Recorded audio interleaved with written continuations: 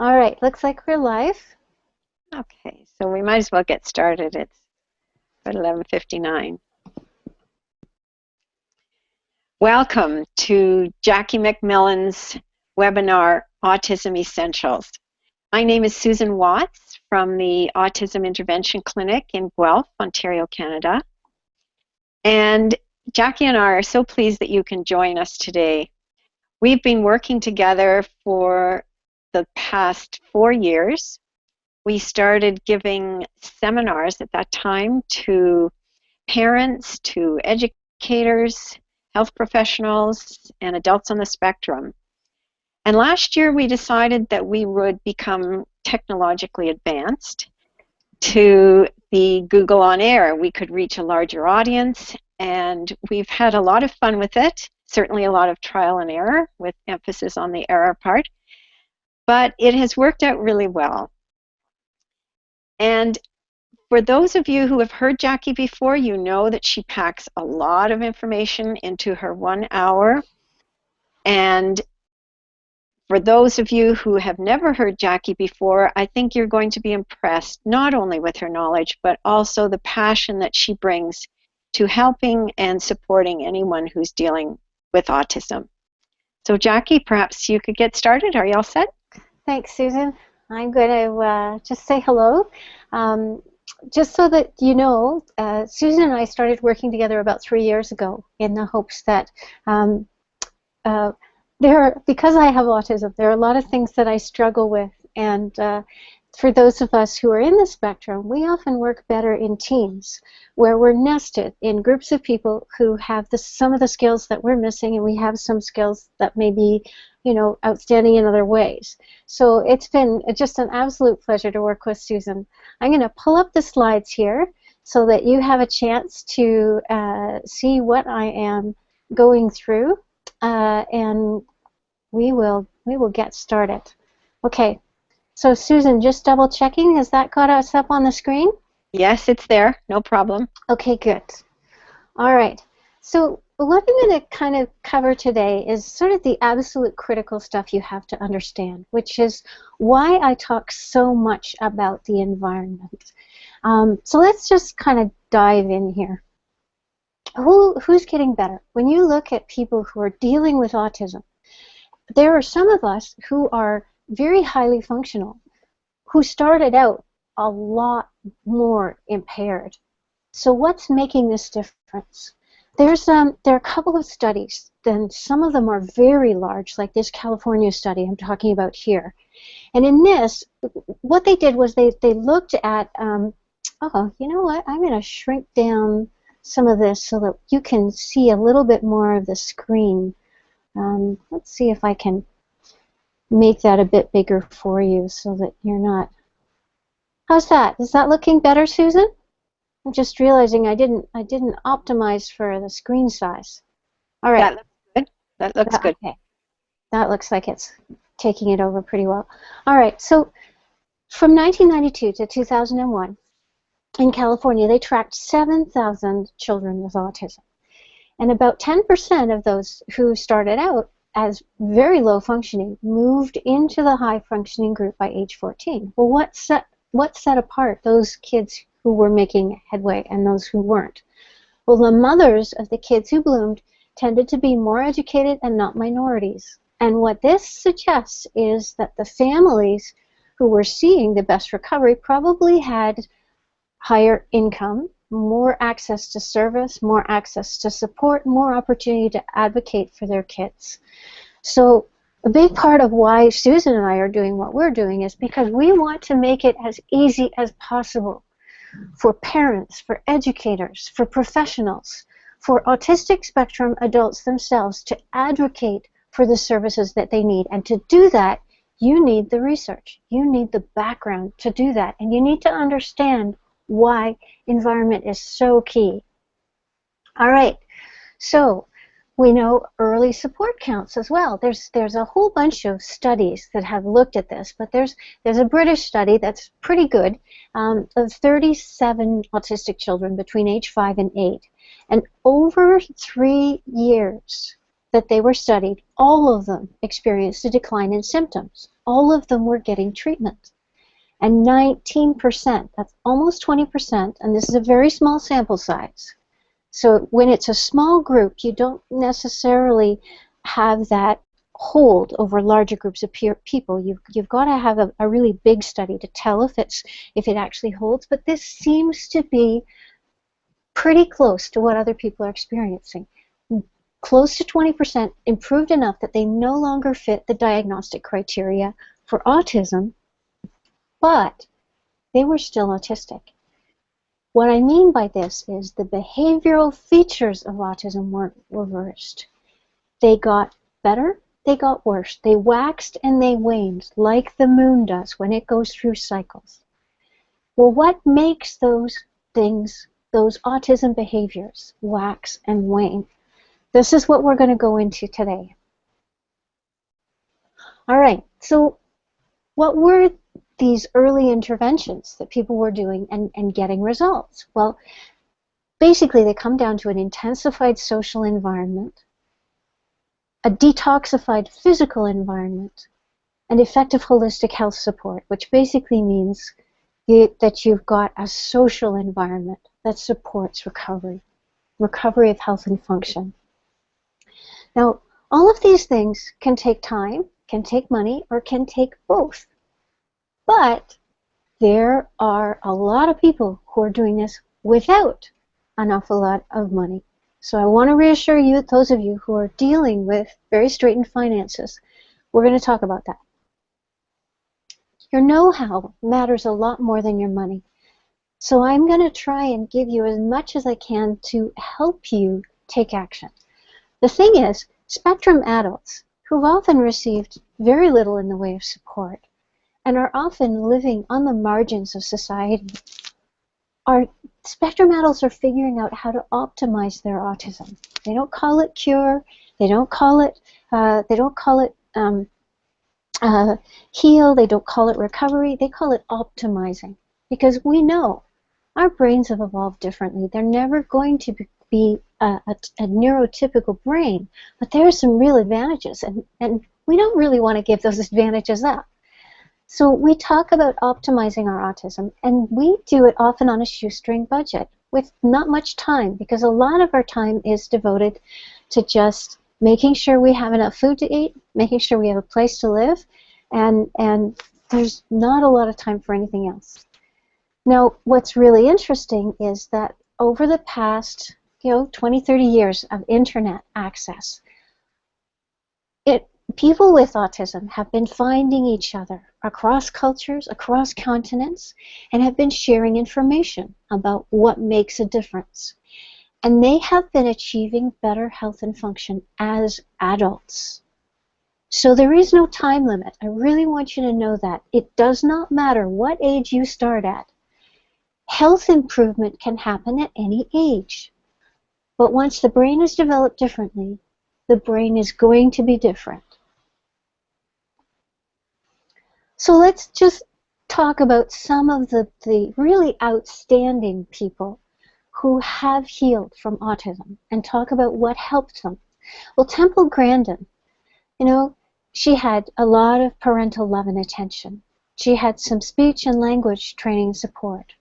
She had a lot of time to play. She had nature connection. She had a very calm environment, partly that she created herself, but partly that she had help creating from getting to spend summers at her aunt's ranch. She was able to access deep touch therapy, and she had some very practical skills training through her education.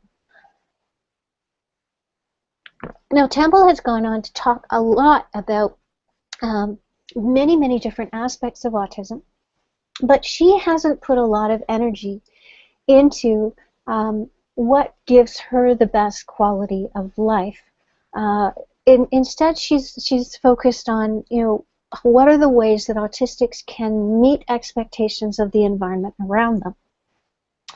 Well, Satoshi Tajiri, who's and I'm sorry if I've massacred the pronunciation of his name, but he's the inventor of Pokemon, and he's also got autism. And he has not put anywhere near the same effort into um, meeting social expectations, and yet he's still been able to thrive. What worked for him? Well, parental love and attention. He has a real big focus on healthy foods. He was allowed to follow his special interests. He was encouraged. He was supported in following them. He had a profound nature connection as a child. He loved insects. Um, he grew up in a very calm rural environment, and still is very um, uh, not controlling, but careful about what environments he spends time in. And he has lots of time to play. You'll notice that those of us who are adults who are happiest still fit in lots of time to play. All right, so let's talk about Donna Williams. Donna Williams is from Australia, and her books were the first books I ever read that reassured me that I wasn't completely off the wall when I realized that what I knew about what helped and hurt before I found out I had autism, and that was the ages between 11 and 23, I had been doing active trial and error to figure out what made my health better and what made it worse, what made my function better, what made it worse, and getting better and better function. And then I found out it was autism and bumped into the medical journals, and the medical journals were saying, you know, you're looking at an incurable neurological disorder and nothing can be done, and you know they're talking about electroshock therapies and tying people up and drugging them and giving them lobotomies and all kinds of things for people who had my symptom picture, and I was completely freaked out. So Donna Williams really helped me because she helped me understand that other adult autistics had my experience, that the environment could make a huge, huge difference. Well, what helped her? Well, you know, she did a lot of stuff around nutrition. She's very much into music and other arts, and music was a huge thing for me as a kid. She does many things to help calm her sensory system, including, you know, colored glasses, which help some of us, but not all of us. She also did a lot of trial and error and had lots of playtime and was lucky enough to find some very compassionate psychological support and get gut, immune, and metabolic support from her health care system. Now, this is not usual for those of us in the autistic spectrum. Most of us do not get help from our health care system. And there are reasons for that, and I'll get there. All right, so John Elder Robinson, he's another guy who's really prominent in the autism field. What helped him really get ahead? I mean, he's had this amazing career, you know, building instruments and being part of the music industry and being well known in his field for his capacity to create excellence. Well, he had a lot of parental love and attention. He also had a lot of time to play. He was not only allowed but encouraged in his music and his craftsmanship. He got a lot of practical skills training. And he also has done a certain amount of experimenting, finding out, you know, what things really support his system and why. And he's been one of the major proponents for energy medicine. And I cover that in my programming, just so you know. But it's not as hard to access as you might think. And this is not a big mystery thing. There are textbooks written about you know, ultrasound and different electromagnetic frequencies and what they do for our health when applied to different tissues. So this isn't a big scary field. All right, so a lot of people, when I first started talking about autism about 20 years ago, would get really angry with me because they would look at me and they'd say, "You're nothing like my child. How can you talk about these things and expect that it's gonna have any impact at all on what my child experience is going to be?" Well, really, I had a very rough babyhood and childhood, and I'm just taking you up to age 11 because that's when things really shifted for me.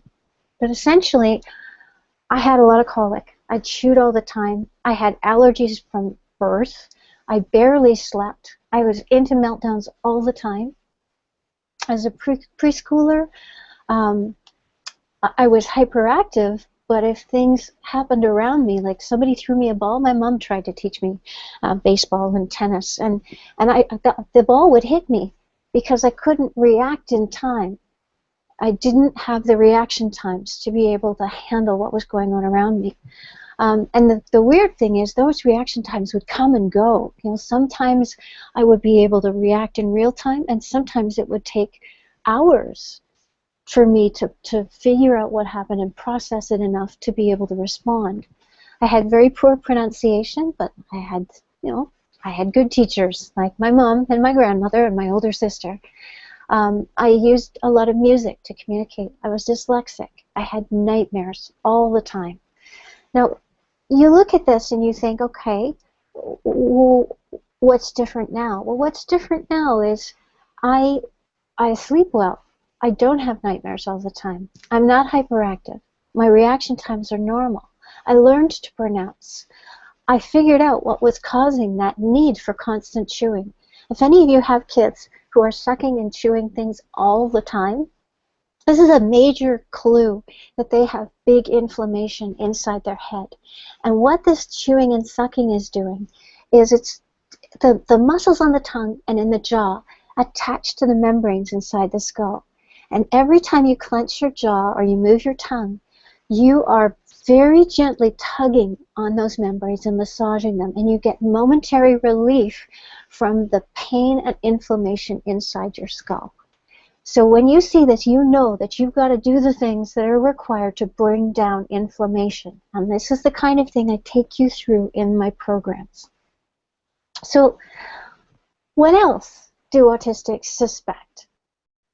There are a number of things that we know aren't true. We know that it's not a neurological disorder because it's a continuum from people who've got really bad health problems but all the same gifts right up to people who are highly functional and highly gifted, like Jacob Barnett and Donna Williams and Temple Grandin. Now, the other thing you want to look at is there's just as many women with autism as there are men.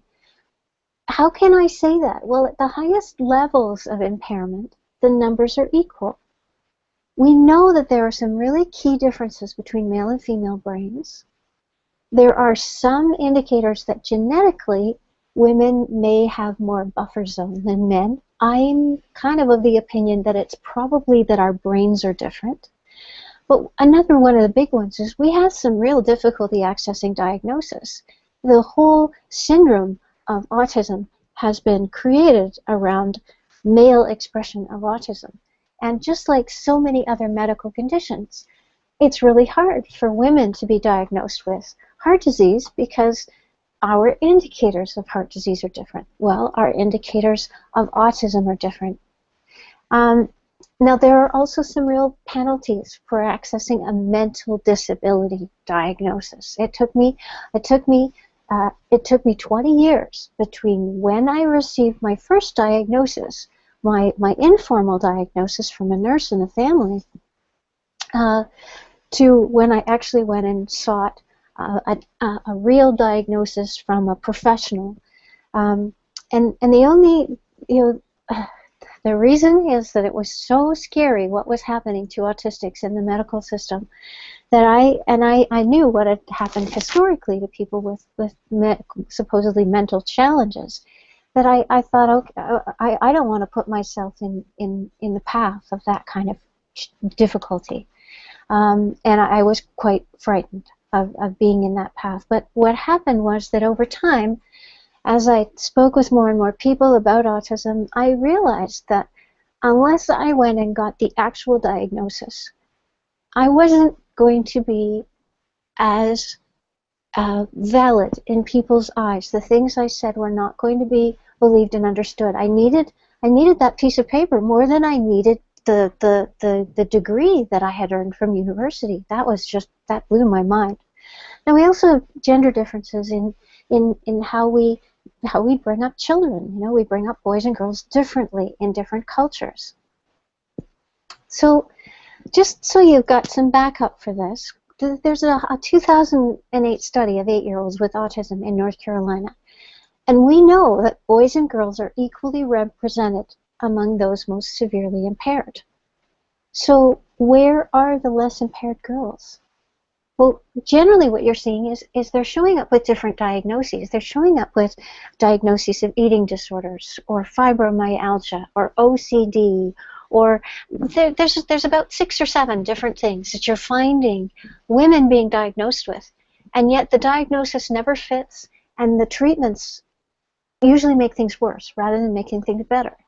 And a lot of these women are finding their way on their own to the whole autism diagnosis. We also know that, you know, female brains are not male brains, and this shows up in a whole bunch of ways. The size of our brain, the size and shape of different regions of the brain, the number of neurons in different places, the types of chemicals that our brains signal themselves with, the shape of the nerves in our brain, the number of receptors, all of these are different between men and women. And we also know that the frontal and the big lumpy parts of the side, the parietal parts of the brain, of the thinking brain, have more folds in women. And this is one of the reasons why women can be as intelligent as men. Even though many people think that brain size reflects intelligence, it's actually the number of folds in your brain that determine how much your brain can actually do. Now, another difference is men's brains are optimized for things that they do with just one side of the brain at a time. And what this means is it takes them more work to do things that connect the two halves of the brain. Whereas female brains are optimized for things that use both sides of the brain at once. And this is indisputable, scientifically shown to be true. Even though there's variation, and some male brains are more capable of communication between the halves than others, and some female brains are less capable of communicating between the halves and are better for just using one side of the brain at a time. What you see is quite clear in terms of overall differences, and this is something that doesn't change when you tinker with environment. But what's very, very interesting is that when you change the environment inside the womb and the environment after birth, you can reverse, you can completely abolish, you can create, or you can exaggerate the sex differences, the gender differences in the brain. So we can hugely manipulate our behaviors to be more male or more female by how we live in our different cultures. And the intercultural studies have been fascinating. All right. So difficulty accessing diagnosis. I'm not going to dive too deeply into that, but unless a girl also has an intellectual or behavioral problem, she's really, really unlikely to get a diagnosis. The thing is, girls are acculturated to often be subtle in what they do. So where a boy who's asked to do something would be openly defiant, a girl who would be asked to do something would be more likely to just kind of not acknowledge and go on doing something different. So it's not as obvious. It's often more frustrating. But what this means is the more subtle difficulties that girls present with are easier to miss. They're not as overt in a classroom, in a home, anywhere. What we're finding is that the tests that are out there don't capture what is different about girls And this is being noted all over the place, and they're starting to create tools that capture how girls have autism a little better. There's a ASSQ-F that's coming along. That's the new test. So why doesn't everybody know about this? Why doesn't everyone know about what autistics are saying about what helps, what hurts us? A lot of spectrum adults have grown up hearing, you're not good enough the way you are. We've got to fix you. And this is not a pleasant way to live. And this whole you're not good enough picture has left a lot of adult autistics very, very angry and defensive. And so many of them are bristling or lashing out at anything that hints of cure. And for many of them, most autistics have a very focused special interest. And if optimizing their autism isn't their driving passion, it's kind of something they're doing on the side. It's not something that they're focusing a lot of time and energy on. Now, there are a few of us who, around the world, communicate with each other about the research, and we talk about optimizing autism, but we have to be very, very careful about our dialogues, because what happens is our peers hear us talking about this, and they think we're on the Cure Autism team or the, Get Rid of Autism team, which there are a lot of us who are quite afraid that we're going to lose a very high IQ and capable part of our population through abortion if they find genes that say this child is going to be autistic, the way they've found genes that say this child is going to have Down syndrome. And abortion is a very real threat. So there are flame wars, and there's a lot of criticism from our peers who don't want to talk about the fact that health interventions can really significantly improve our quality of life. Now, we've also got our own communication challenges, and I have mine as well. It's very, very difficult for me to show up consistently, and this is something that our culture really demands. We also have a medical system that overwhelmingly ignores our health problems. There are very few autistics who have received health support, even when there is national health support available. And this is really setting us back because we're dealing with major health challenges. So I'm gonna get you there. And we've also got this negative social climate, which instead of valuing what we're good at, highlights our challenges. And this happens in most of the environments that children have to inhabit these days. So my number one goal for you is to break the stranglehold of expense. We know that kids whose parents are getting the information they need, kids whose teachers can share that information with their parents, kids whose health professionals can take that information and run with it, these kids are seeing massive improvements. Not all of them, but we know which ones are and why, and it's a lack of information. And I'm going to break that barrier for you. And one of the things I do is I show you how to do this at least cost. Now, researchers are finally starting to listen to spectrum adults because the leads that we're giving them about what helps and what hurts are yielding results. They're doing research papers on it, and they're going, holy cow, this really holds water. So what you're seeing is that our collective experiences with autism and with optimization of autism give you your lowest cost, minimal intervention results. Now, I want to encourage you, you can do this yourself. There are some people like Elaine Gottschall and many other parents that I know who spend big chunks of their nights researching online, trying to figure out how to help their kids. Some of them get fancy degrees. Some of them had prior experience with reading medical journals or learned to read medical journals because they understood that they weren't going to get the information otherwise. Now, what I do is I summarize what's out there in the medical research in ordinary English so that you can run with it, and so that you don't have to spend all night researching, and you don't have to go out and get a fancy degree or teach yourself online. Now, if you want to do that, I don't want to discourage you at all.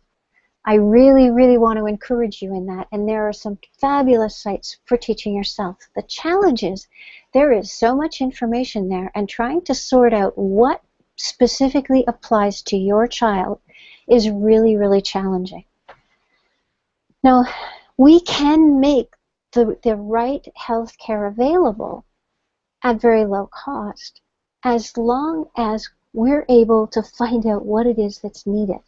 Because most of us in the autistic spectrum who are adults have found a way to get the health care we need one way or another. So I really encourage you, don't give up. This is entirely possible. Now, what about low IQ autistics? Well, IQ is a rotten test for autism. All right? Here they are. They're evaluating you on your verbal and social ability to understand the social systems around you and to verbally communicate about those. And, you know, apart from the kids who just plug out and say, this is a ridiculous test, I'm not playing, and go do something else, and are called behavioral problems, we autistics have difficulty with communication and difficulty with social interaction. So the IQ test is just about set up to make us fail. But when you look at the overall intelligence of people in the autistic spectrum, even children with the highest level of difficulties, lowest IQ, most behavioral problems, incredible health challenges, we have some skills that are at or above the average level of intelligence. And some of them are off the charts. So one of the big challenges here is that most of the diagnoses focus on what we can't do. But we are all, regardless of whether we're called low functioning or high functioning, we're very good at tasks that involve pattern recognition, logical reasoning, and picking out irregularities in data or arguments. So, for example, you know, there's a fellow whose younger brother is autistic, and before he even got into school, he was noticing the mistakes on his brother's math homework. Now, this is a nonverbal boy, but he's pointing these things out. Now, Harvard researcher Isabelle Soulière says many of those who are considered low functioning can solve really complex problems if you give them material that they can optimally process. You know, based on the test results, people come to the conclusion that autistic children cannot learn when perhaps they do not learn the same way other people do. And that's really the case. We don't learn the same way other people do. So I've kept harping on health challenges. What am I talking about, health challenges? Well, there was a review a few years ago by a group of physicians who are calling themselves MAPS, and they're looking and collating best practices in supporting autistics medically.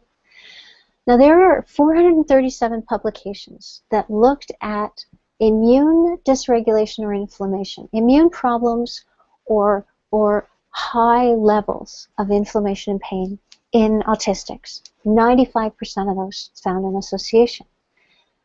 When you look at oxidative stress, which means that the consequence of not having enough antioxidants, you find 100% association. There are no autistics who do not have oxidative stress. When you look at mitochondrial dysfunction, that's how our mitochondria create the energy that keeps us going. 95% of us have mitochondrial dysfunction. When you look at environmental toxicants, where the body burden is much higher than usual in autistics, 89% of studies found an association between autism and environmental toxins. Now, when you look at genetic studies overall, these studies outnumber all of the others by far. So many people talk about autism in terms of, oh, it's a genetic problem. Well, there's a little challenge with this. There's something called epigenetics, and epigenetics means that environment is affecting genes.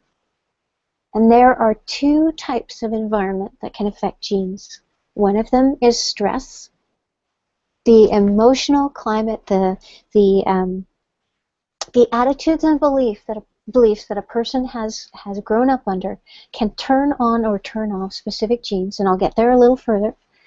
But you also, toxins turn off and on different genes, and these come in the way of, it's not just toxins, environmental factors. When you don't have enough of the right nutrients, when you have too many toxins, when you have immune system challenges, and when you have drugs in your system. All of these things can change how your genes express themselves and can change the actual genes that play out in your life. Now, when you look at our internal environment and our external environment, there's a really good correlation with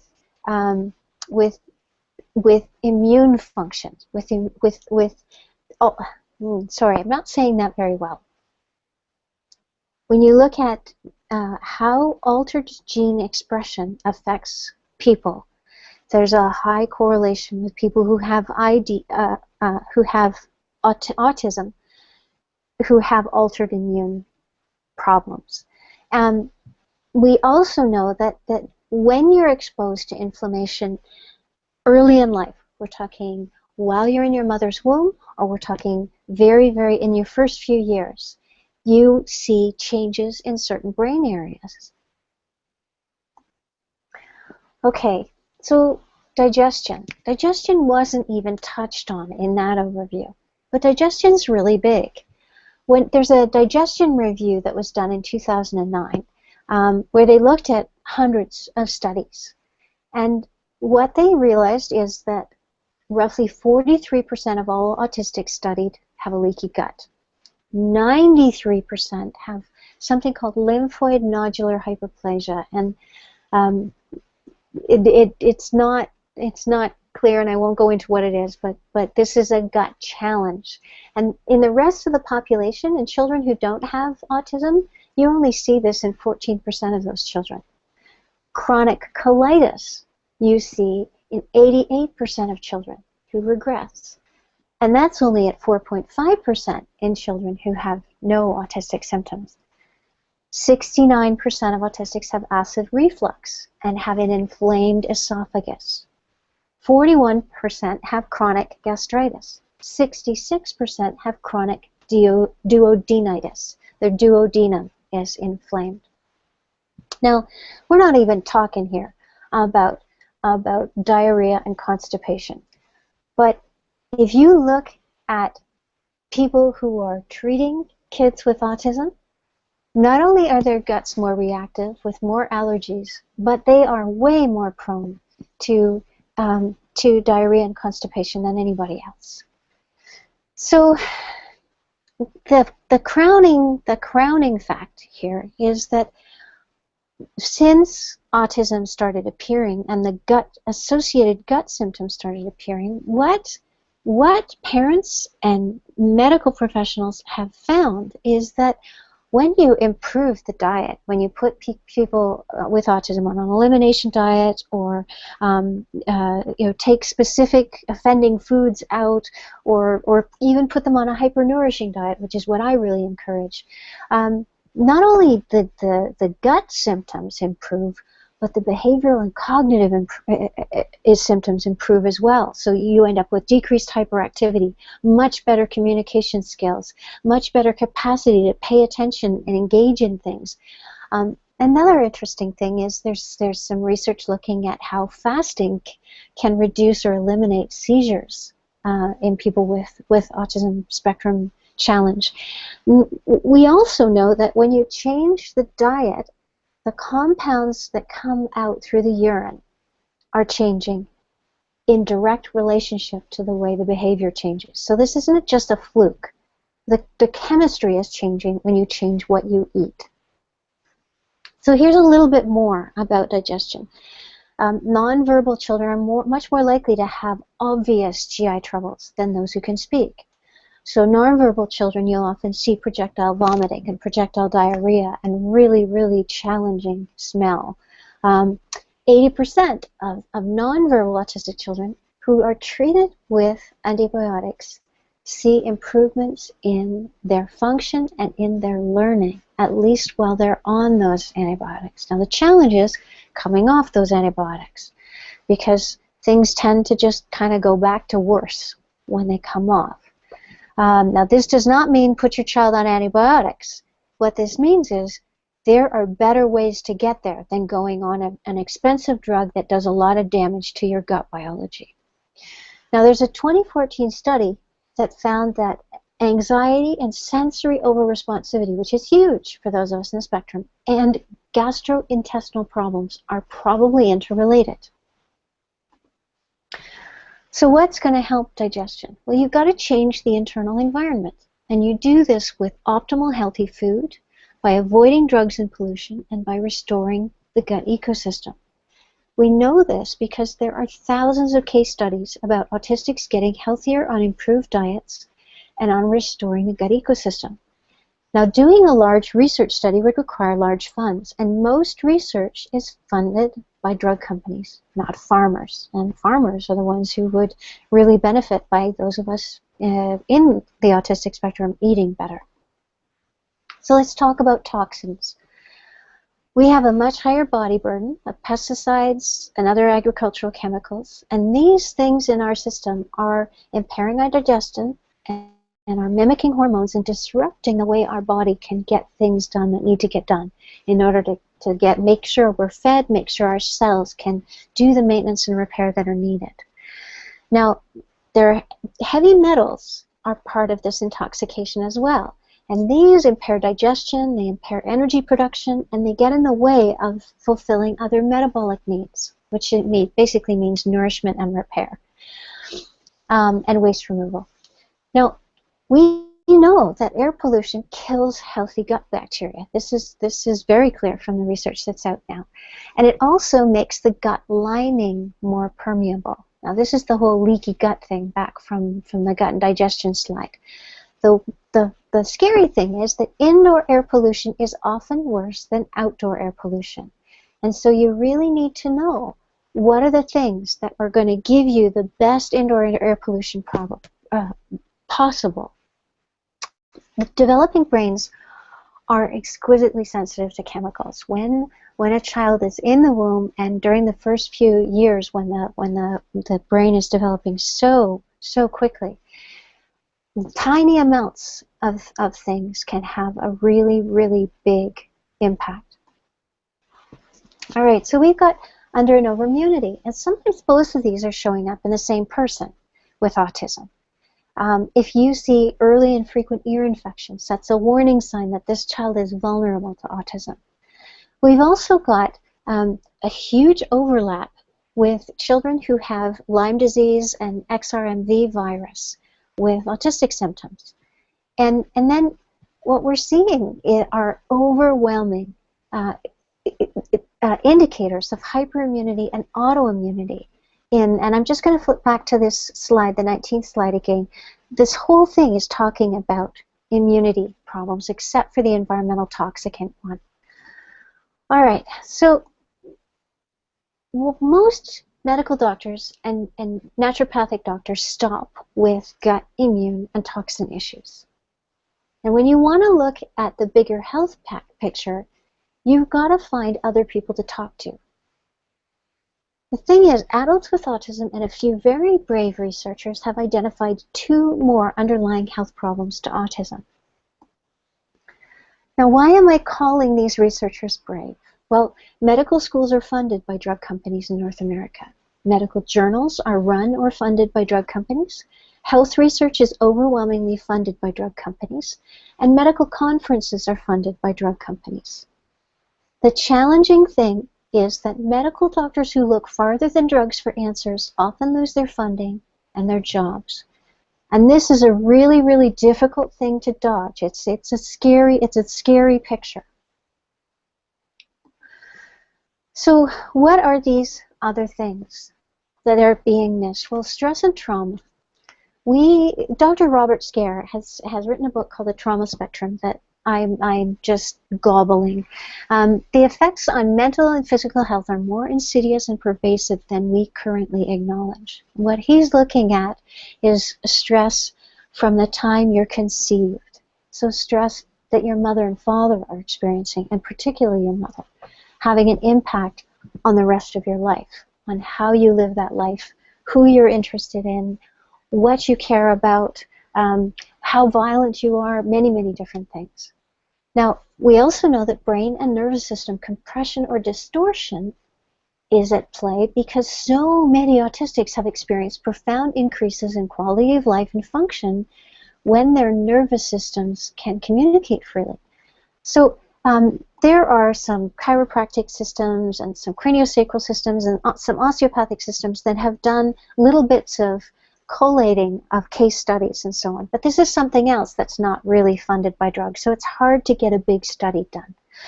But essentially, what you're looking at are electrostimulation techniques, biofeedback techniques, brain plasticity techniques, and physical manipulation techniques that are making a really big difference. And there is some research out there on how this is helping and what it's helping. So, stress and trauma. We know that autistics are taking in more information, more sensory information than most people around them. And when you take in more sensory information through what you're seeing or hearing or smelling or tasting or touching or feeling, that sensory information can be overwhelming really quickly. So just imagine being in a biker bar with lots of music and somebody's having a fight the next booth over, and you can smell somebody's vomited in the bathroom, and there's beer and alcohol and other smells around you, and you're trying to have an important conversation with someone. Chances are you would pick a different environment to have that conversation, maybe someplace that's peaceful and calm. For you, when your nervous system is taking in the amount of information you're used to taking in, you might be able to handle that really noisy bar with, the disco ball flashing and whatever else going on. For those of us in the autistic spectrum, even a flashing fluorescent light can be incredibly distracting. And so we need calm and beautiful and joyful and pleasurable environments in order to function optimally. And the more painful, stressful, and ugly our environment is, the more irritated and distracted we are. Now just think about the spaces that humans have created through the Industrial Revolution. They've just been getting more and more ugly and toxic and utilitarian. And what I'm going to show you is how to reverse that, how to make them less toxic, more peaceful, more accommodating.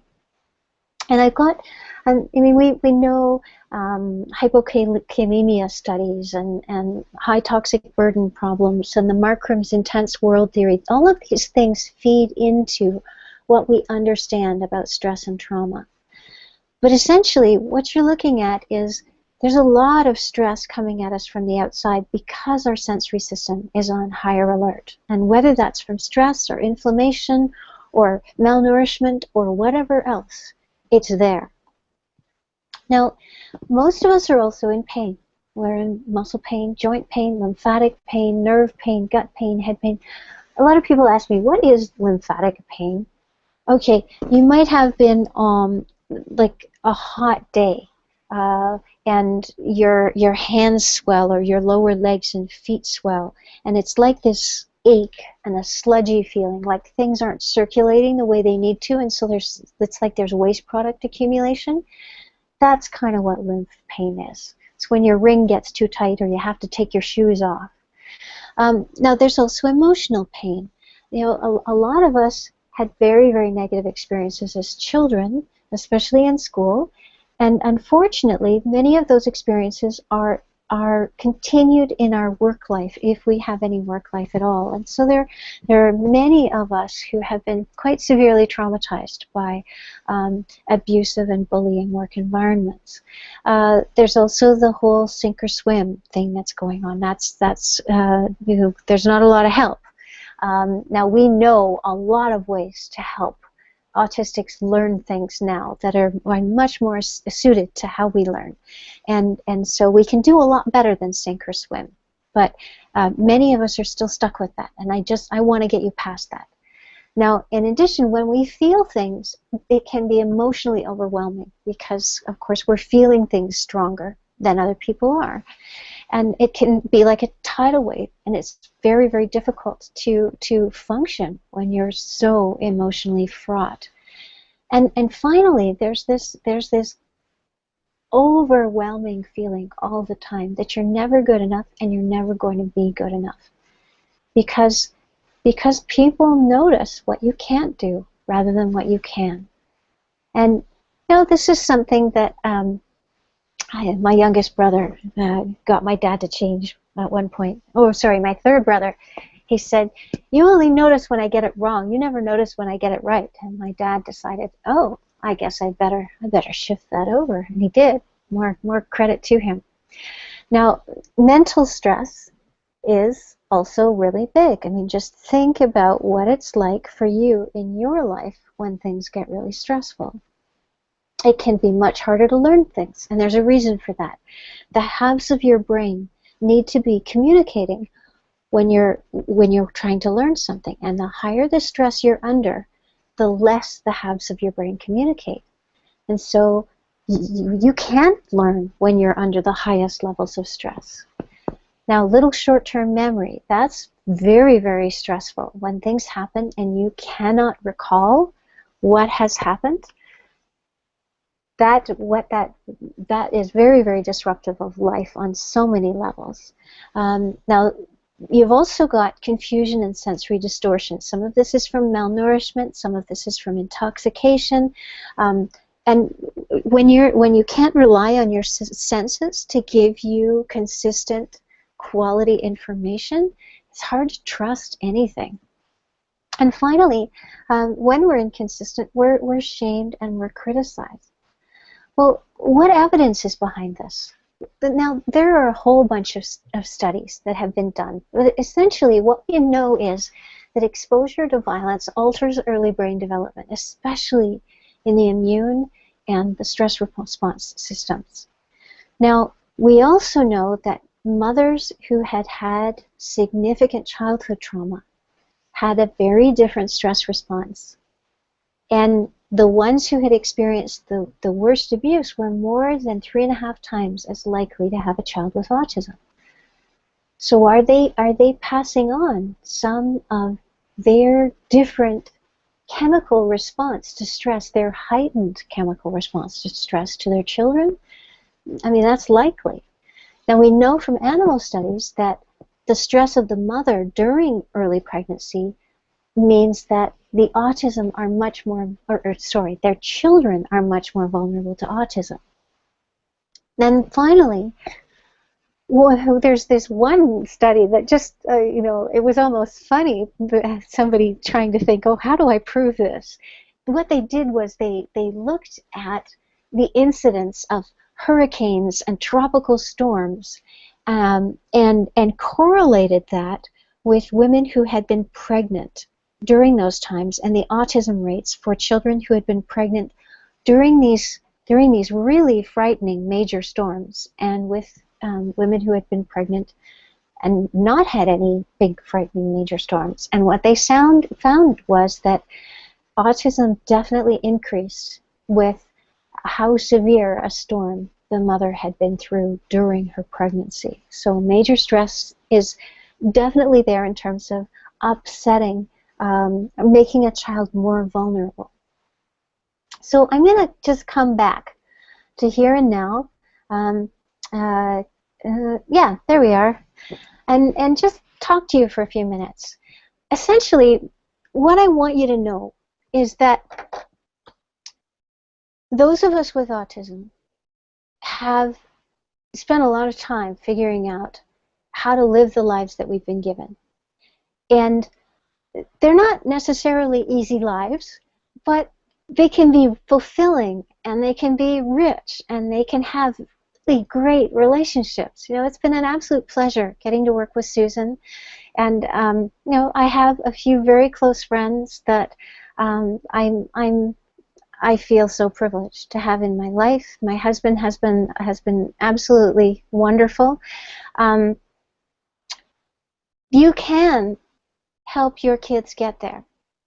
And there is no question that even in the children who are called the most impaired, that these problem-solving capacities are intact.